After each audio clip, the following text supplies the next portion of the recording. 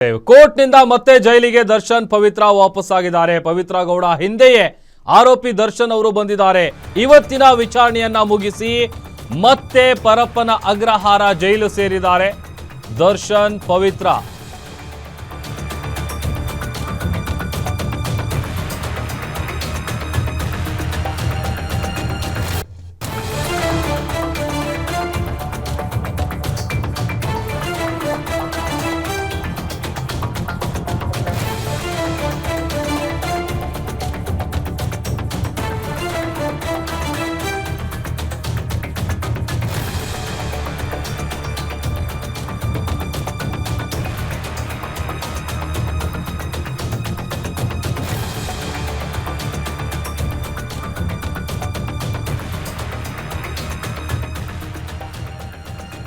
ಬೆಂಗಳೂರಿನ 64ನೇ ಸಿಸಿಎಚ್ ನ್ಯಾಯಾಲಯದಲ್ಲಿ ಇವತ್ತು ವಿಚಾರಣೆ ಇತ್ತು. ವಿಚಾರಣೆಯೆಲ್ಲ ಆದಮೇಲೆ ಈಗ ಮತ್ತೆ ವಾಪಸ್ ಹೋಗಿದ್ದಾರೆ ಪವಿತ್ರ ಮತ್ತೆ ದರ್ಶನ್ ಅವರು ಜೈಲಿಗೆ.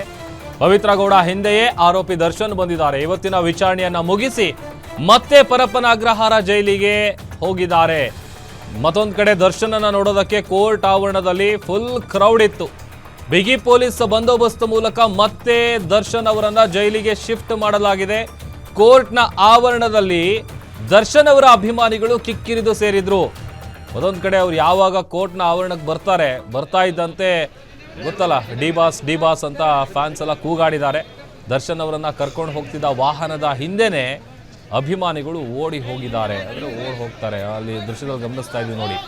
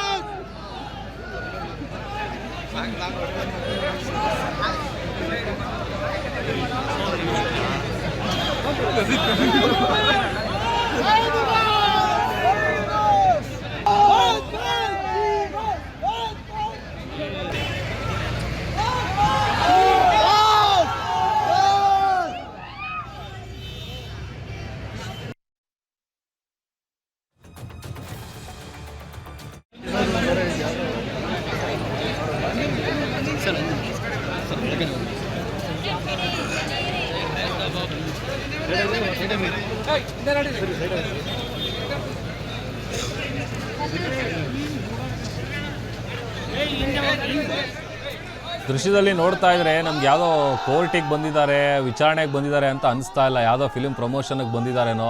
ಅಲ್ಲಿಗೆ ದರ್ಶನ್ ಅವರು ನೋಡೋದಕ್ಕೆ ಜನಸಾಗರನೇ ಬಂದಿದೆ ಅನ್ನೋಂಥ ರೀತಿಯಲ್ಲಿ ಭಾಸ ಆಗ್ತಾ ಇದೆ.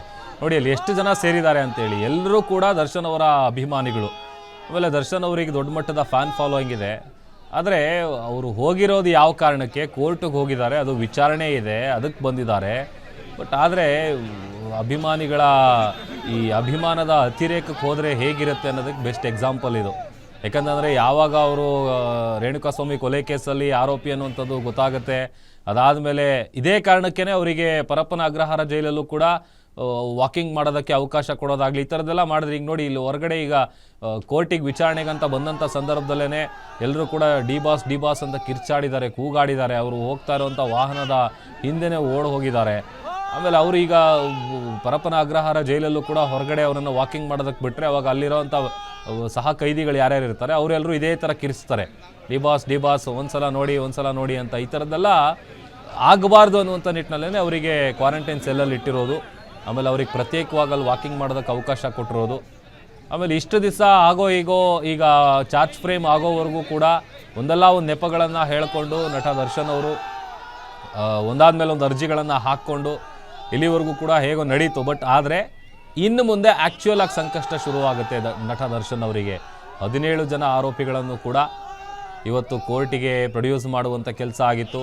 ಮತ್ತೊಂದು ಕಡೆ ಕೋರ್ಟ್ನಲ್ಲಿ ಇವತ್ತು ವಿಚಾರಣೆ ಮುಗಿದು ಚಾರ್ಜ್ ಫ್ರೇಮ್ ಪ್ರೊಸೀಜರ್ ಎಲ್ಲ ಆದಮೇಲೆ